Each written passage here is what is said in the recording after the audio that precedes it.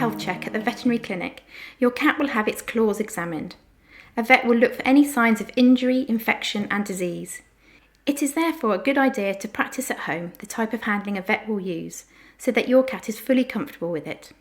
This will allow you to be able to check basic claw health at home, but also help to make this type of handling more familiar, so your cat is able to cope with it at the veterinary clinic. You are aiming to eventually get your cat used to having its paws touched, lifted and examined, and its claws extended and clipped if necessary.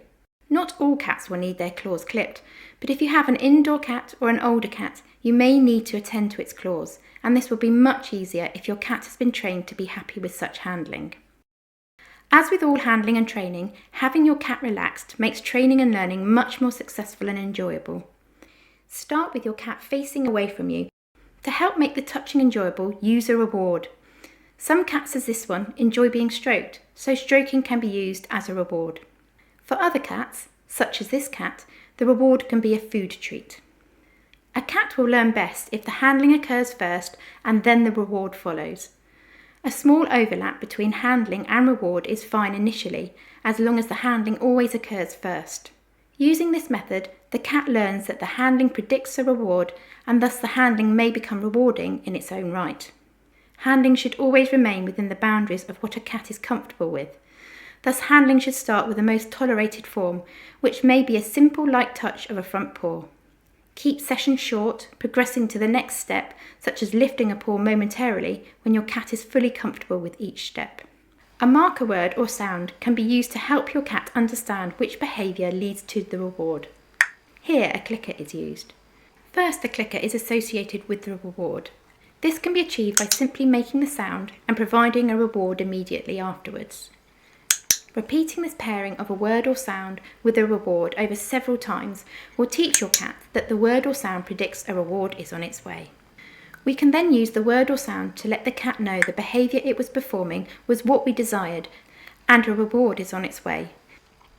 It is usually obvious when your cat understands the sound means a reward, as it will turn or look towards you and anticipate the reward. Sometimes people handle and give rewards at the same time. While this can be a useful distraction for a one-off situation, the cat may never actually learn to tolerate the handling without a reward being given at the same time.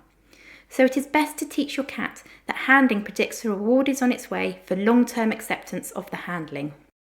This cat is learning to stay relaxed when her paws are touched, with rewards being used when she accepts the handling. If at any stage a cat struggles or appears uncomfortable in any manner, the handling should stop immediately and the cat be given a break. When handling recommences once the cat is relaxed again, always go back a few stages and make handling easier than it was last time. This could simply be keeping the length of time touching the area shorter, so that the cat doesn't become uncomfortable again. Here the cat is learning to accept having both her front and back paws being lifted. Progress slowly as your cat accepts each step. Once your cat is used to having their paws touched and lifted, training can progress to applying gentle pressure to expose the claws. This is required for future claw examination or clipping. This cat is rewarded with stroking.